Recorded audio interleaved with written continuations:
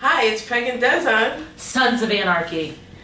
This was a crazy episode. The Irish eyes are smiling. They tried to kill the club. Everybody, kids included. Hide your kids, hide your wife. The Irish are coming. It's real. Right, okay, so before we dive in, I remind you guys to subscribe to our channel and give us a thumbs up or let us know what you think. Absolutely. We need to dive into the Irish right now. The Irish, this episode, were so fulfilling to me because they did exactly what I said they were going to do last week.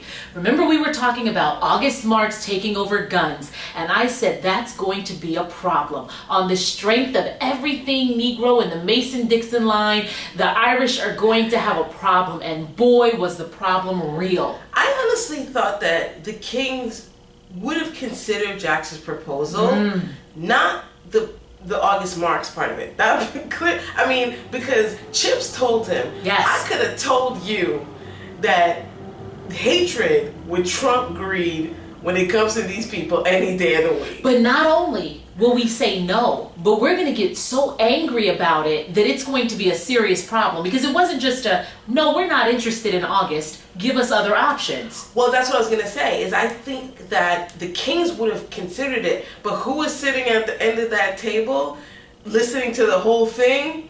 What was that guy's name? Galen? Galen was there. So when the camera panned to him, I was like, ooh, he's there. Wait, you think that the Kings would have considered August Marks if Galen had not been around? No, but I think they would have given him, they would have said, look, that's not going to work, but if you give us some other options, we'll consider it. Oh, I see. So not... They seem more reasonable. Gotcha, that makes sense. Right, Galen is the one that has a hard-on for Jax. He hates Jax. Yes, it's personal. It is personal, but I'm dumb, because when he said, we'll let them out, I was like, okay.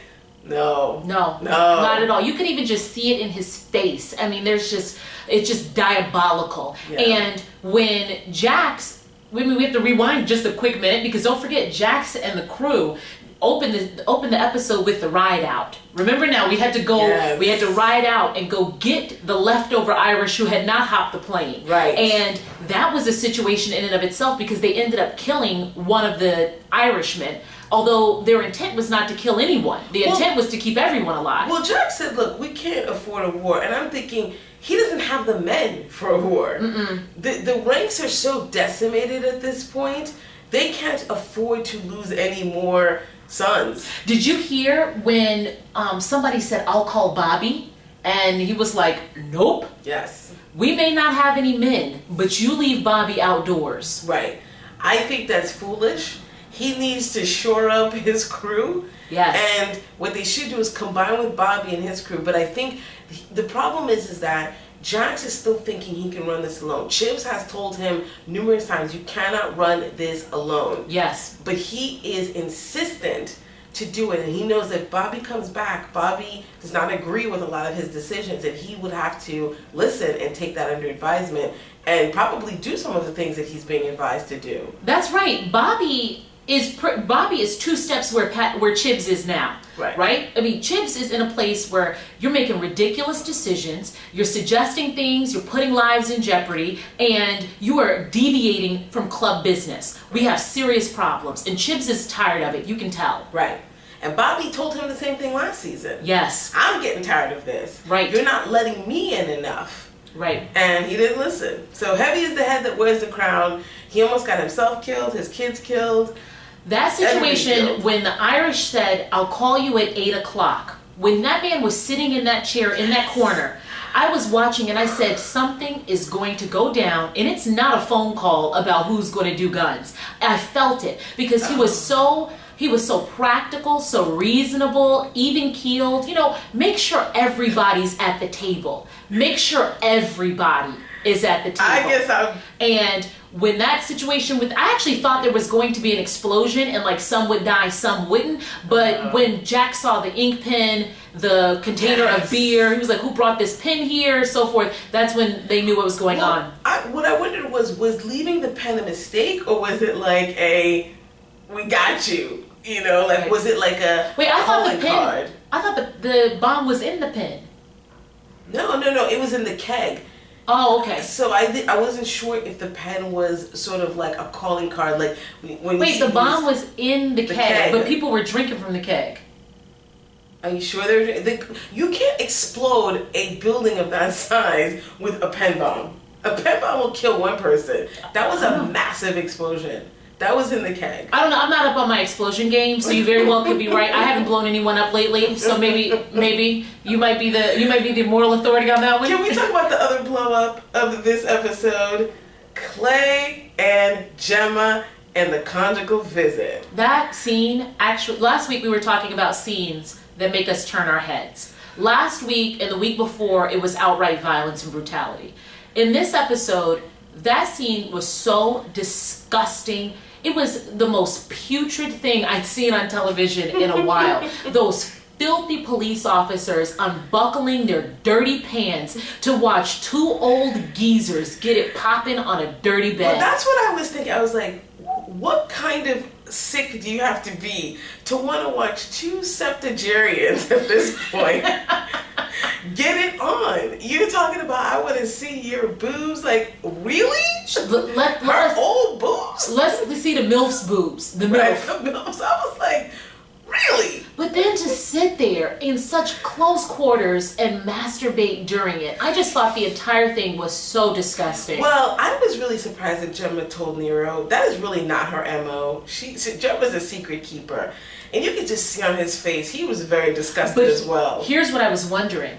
Did she tell Nero that she had sex with Clay? Like she lapsed into sex with Clay? Or did she tell Nero that she was forced to have sex with Clay? I think she told him the whole story. The whole dirty story.